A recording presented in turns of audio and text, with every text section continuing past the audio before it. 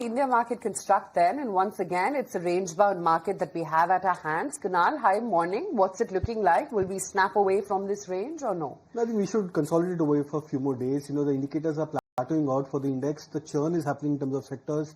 You're seeing pharma index, for example, breaking out. You're seeing FMCG stocks breaking out. So new sectors are emerging as a potential churn or a sector rotation phase, and that I believe is classical in nature. But the good part is the strength from the leading sectors like the PSU banking names, realty stocks, etc. That's continuing for the markets overall. So I think that's a positive sign where you're seeing the stronger sectors still holding up pretty well, but then the underperforming sectors, which were more or less consolidative in the last few weeks, they are trying to make a comeback. So Kunal, in such a scenario wherein, it's really all about very stock-specific moves while the index does pretty much nothing, what stocks would you recommend to trade? So I'll go with a differentiated name, pharma stock. Aurobindo Pharma, I think, on the short-term charts looks to be a breakout candidate. The stock in the last couple of days has done reasonably well. And I think at current levels of 1150 thereabouts, the short-term charts are pretty much attractive and indicative of a swing breakout for Aurobindo Pharma. So we'll look out for targets in the range of 1195 to 1200 for the stock. Stop loss will be kept at 1138 mark for a fresh trade at current levels. And the second will be buying DLF, and I sense that this stock is getting towards a breakout point on the short to medium term basis. Realty index apparently has been the first or the second best index from that 24,500 mark on the Nifty. So I think in that sense, DLF has underperformed many of its other peers. But I believe that the short term charts are now indicated that the indicator setup is getting into a breakout mode. So would preempt a buy on DLF, would look out for targets in the range of 820 and stop loss at 760. Front and even from the broader end of the market later today.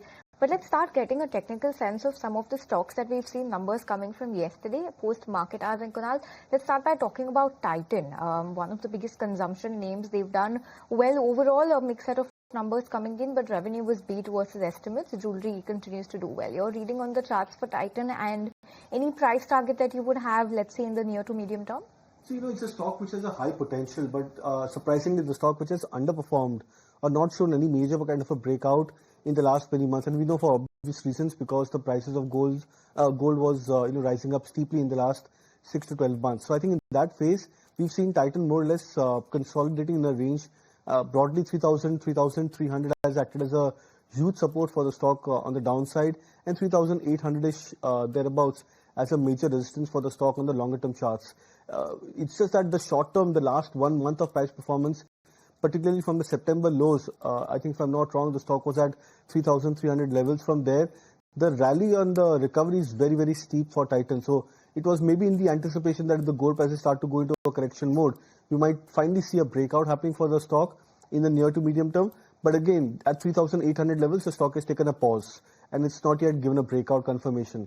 So that's the concern with a stock like Titan. It has high potential, but then still yet to show signs of confirmation. So I would suggest a buy only if the stock breaks past about the 3,800 mark, which I believe is a very, very important resistance. Well, some of the cement counters, numbers have been decent, volume growth, but price softening in them from a fundamental point of view.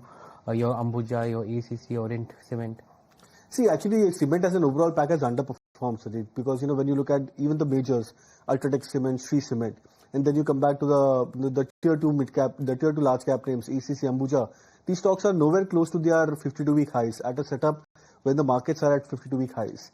ACC, Ambuja, for example, Ambuja Cement 640 was the high in the month of August to September. The stock is almost at 570, 580 mark. So which means it's down 10% broadly. Same is the case with the likes of ACC, Ultratech Cement, etc. So the concern is that these stocks are going through a natural phase of correction consolidation. And we've seen historically many times, multiple times, that cement has a tendency of trying to be completely aloof of the market trends.